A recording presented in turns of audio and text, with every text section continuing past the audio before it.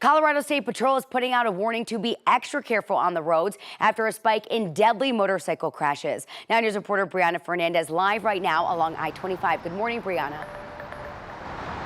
Hey, good morning, Erica. Yeah, troopers say that these deadly crashes happen during the peak season, which is right now during the summer months. And they say there's a lot of factors to this. Riders not getting a lot of training, not being experienced, and then drivers not paying attention while they're out on the road. So we know last year officials say that they saw a record high of motorcycle deaths here in Colorado. More than 140 people died, and data shows that this year that trend continues. So since January, Colorado has seen 35 fatal motorcycle crashes, resulting in 36 deaths. Just this week, less than 48 hours apart from each other, Boulder police tweeted saying that they were investigating 2 deadly crashes, both involving motorcycles.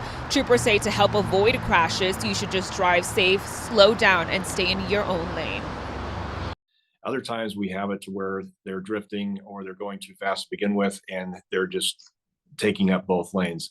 It just depends on whether they're just not skilled enough with what they're doing on the curves, or they're pushing their limits with their motorcycles and they're losing control of them.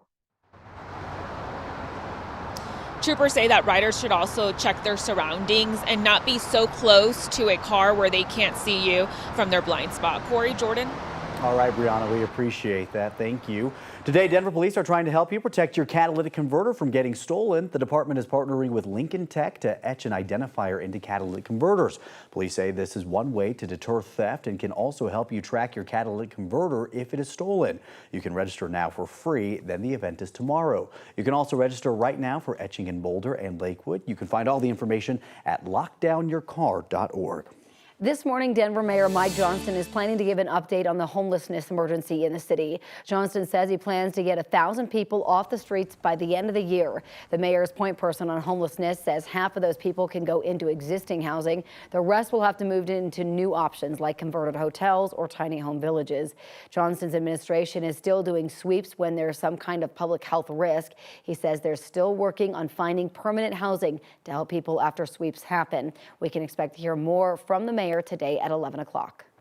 It is now 6:04 on your Wednesday morning, and the man who escaped from the Bent County Jail 3 weeks ago has been found dead. The U.S. Marshals say they found the body of Mark Fox in Otero County, just about 5 miles south of Rocky Ford.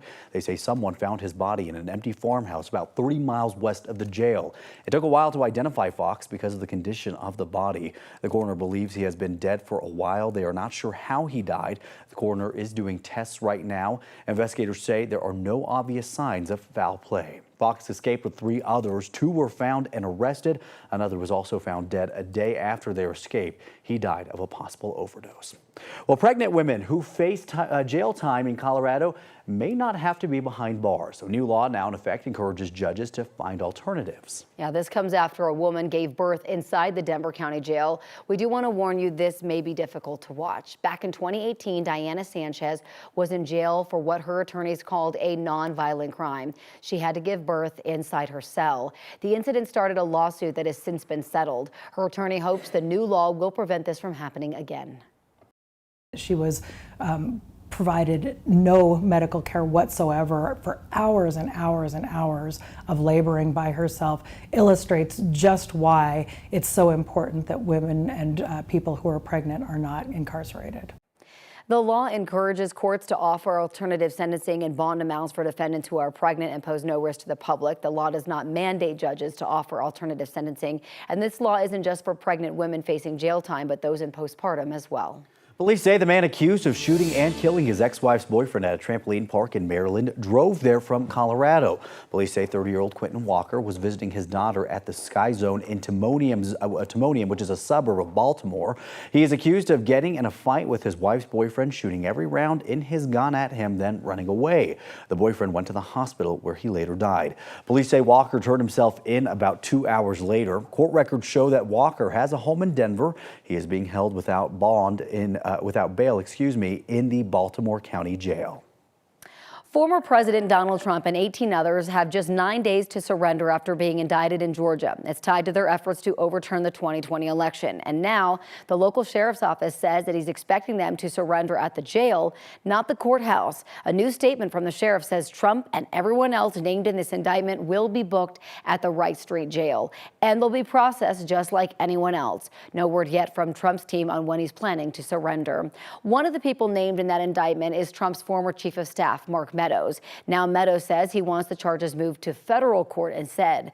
Right now, everything is set to happen in Georgia on the state level, but legal analysts say Meadows likely thinks he has a better chance of getting charges dismissed under federal law. Meadows is arguing that he should be allowed to move it to a federal level because the charges stem from a time when he worked for the federal government. And Rudy Giuliani is now struggling with paying his legal bills, partially because of this new indictment. Giuliani says some of the other lawsuits he's dealing with have pretty much left him out of money, and he doesn't have much left to pay for attorneys in this new Georgia case. In other cases, Trump's PAC has paid hundreds of thousands of dollars for Giuliani's legal fees. It's not clear if that will happen this time. Our legal analyst Whitney Traylor will join us live later this morning on Channel 20 to talk a lot more about this indictment. That's at our 8 o'clock hour.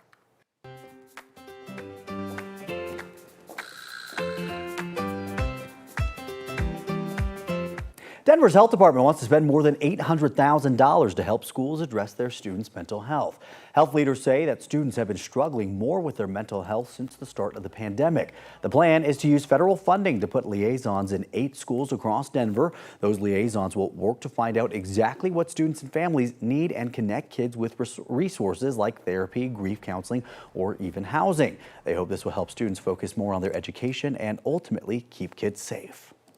If we don't understand what's underneath that behavior, driving the behavior and all its nuances, it's going to be very difficult to find the help and supports that are necessary. That really they are there to engage, to find out what's going on, get a sense of what's underneath whatever the issue might be, and getting them the help.